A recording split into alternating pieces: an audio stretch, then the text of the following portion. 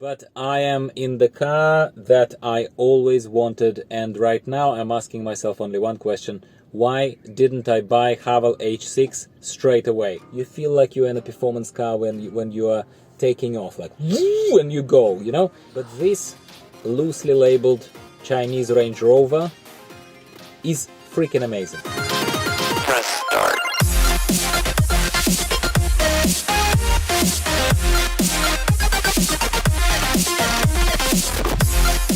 Finally, my friends, I think I found it, at the very least. Massively fingers crossed here, not to jinx it. I reviewed the car a very long time ago and I liked it back then, but I was still comparing it to whatever I had back then, MGHS, and some of the things I was kind of a bit more critical about, and some of the things I didn't even take a proper look at.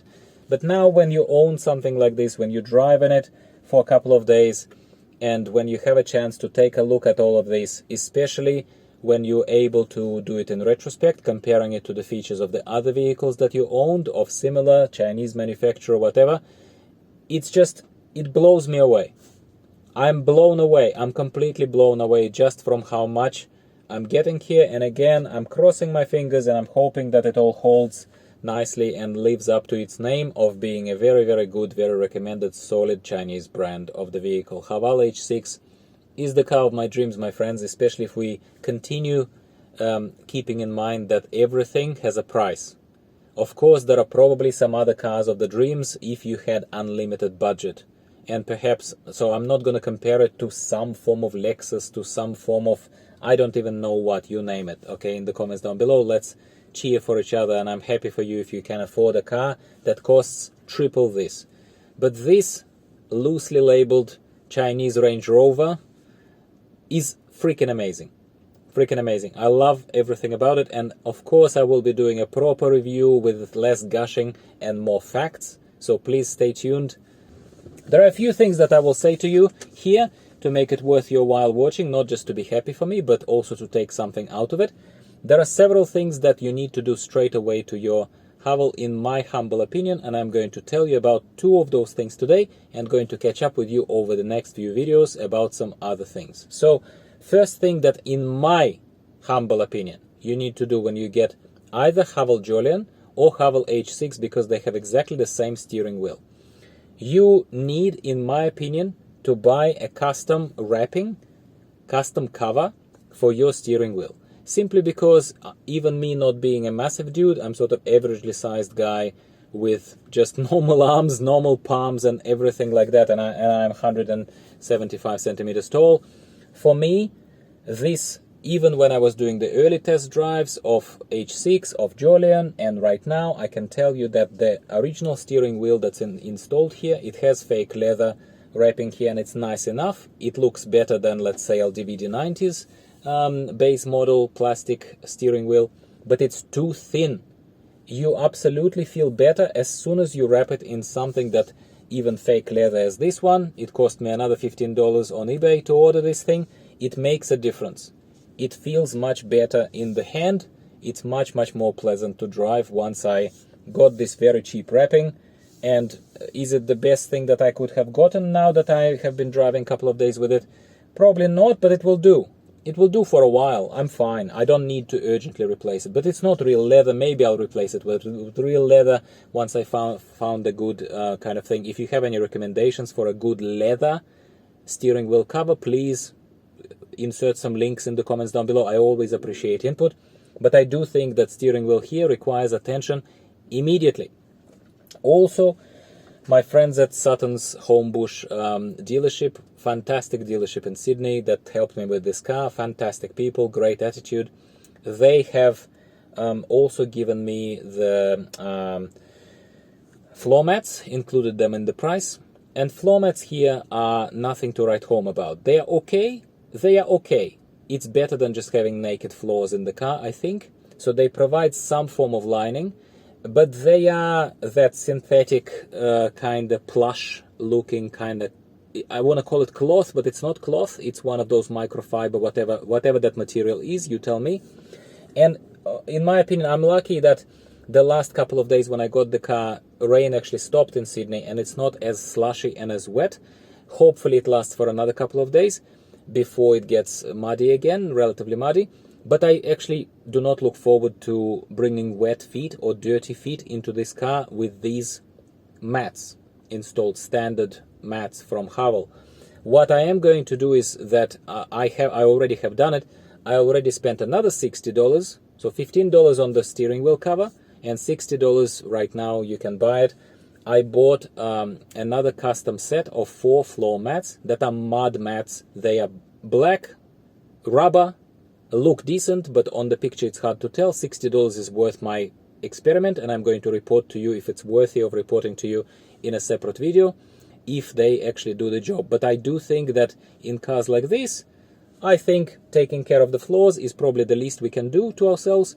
And I bought those mats, and I'm going to install them, and I'm going to then not worry too much about muddying up my beautiful, my beautiful new Haval H6. Such a massive fan. Hopefully, hand to God, it lasts me a long time. It's a beautifully made car that makes me feel so good about myself, and that's the most important thing. And I wish it from the bottom of my heart to all of my supporters, to all of my niche and challenger brand supporter, people who put value and their own happiness first, before any badges, before any of the other stigma. You deserve it, my friends. You honestly do. Reviews are coming. Detailed reviews. Now, very quickly. Radio does not come on when you turn on the car.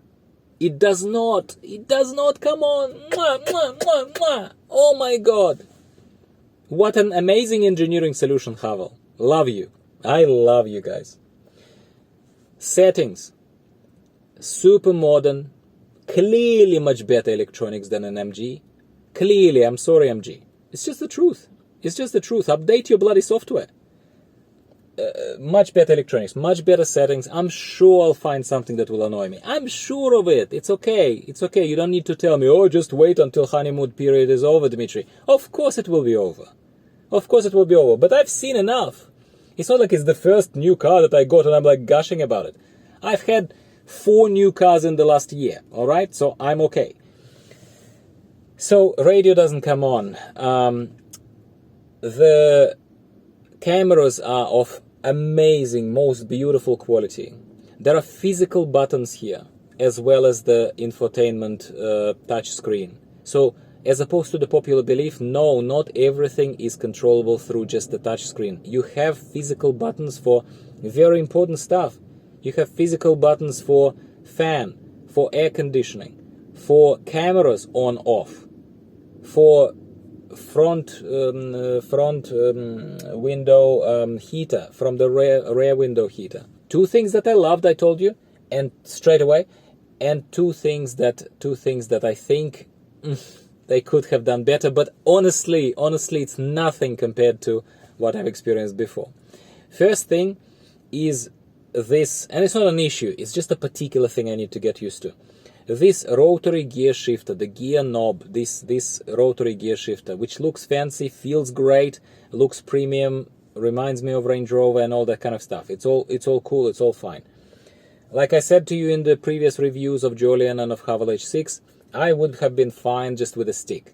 But okay, thank you for this is fine as well. The way it's engineered, the way it's done, is in such a way that if you turn it right, it turns into drive mode. If you turn it right a little bit further again, it turns into manual mode, where you can switch then the gears with the paddle shifters. The problem is that I read about it, I heard about it, I took note of it, mental note of it, and then I was driving around today, and even with that knowledge, I still accidentally shifted into manual at one point. I was at low speed, I was getting out of a car park, and I was like, yep, that must be what I have done. Luckily, I was aware of it, and I immediately shifted back into drive. But you turn the knob, still getting used to it, and the engine revs up, and you are in manual mode, and you're like, well, I suppose some performance drivers need this, but honestly, they didn't need this. And I will explore the infotainment and the settings here. Maybe there is a way to even disable this switch, but I doubt it.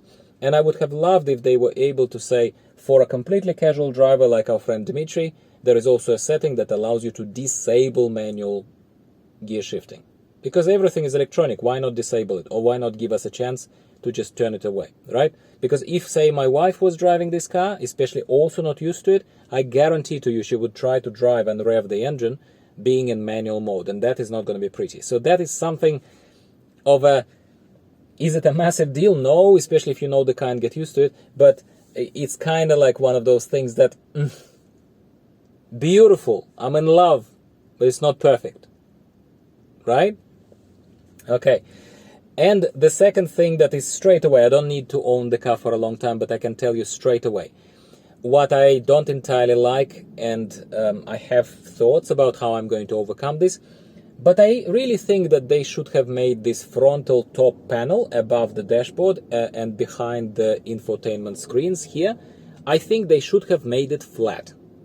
Instead of that, they made it weirdly slopey. In fact, every surface here in the front is slopey, which makes it look very space age and very cool. No question. Very cool. But in all honesty, there is no reason for it. There is absolutely no reason for it. There is no functional reason to have everything at a slope, especially this top panel over here. Because if it was flat, like it is, say, in Jeep, and I know it's not Jeep, but if it was, then you could throw your keys up there, and there is plenty of other areas to put your keys in. It's not that of a problem. But sometimes you also would like to utilize some other surface, a flat surface, even just to put this camera on, just for me to record myself. I had to really struggle a little bit before recording this video to find the spot to tuck in a camera right there, far end where you're looking at me from. So these are my things about Haval H6. I'm an absolute love. It drives like a dream, fingers crossed it continues doing that. DCT works completely differently to MGHS, we're going to review it. Radio doesn't come on. Infotainment screen looks like an absolute dream. Cameras look absolutely differently. Engine is so powerful, you feel like you're in a performance car when you are taking off, like when you go, you know? Freaking love it. Absolutely freaking love it. That's a short version of this video. Thank you for tuning in, my friends. Give me a like if you're happy for me. If I piqued your interest on Haval H6, you know me, you know my channel, you know that I will tell you everything that's good and I will tell you everything that's bad. Of course, right now I'm gushing a little bit, but I'm already pointing out to you what is maybe not as perfect as it would have made the car it would have just blown my mind. I would have passed out if even those imperfections didn't exist, because everything should have a little bit of an imperfection about it. That makes it a real thing in the real world. That's cool. Thanks for tuning in. Bye for now.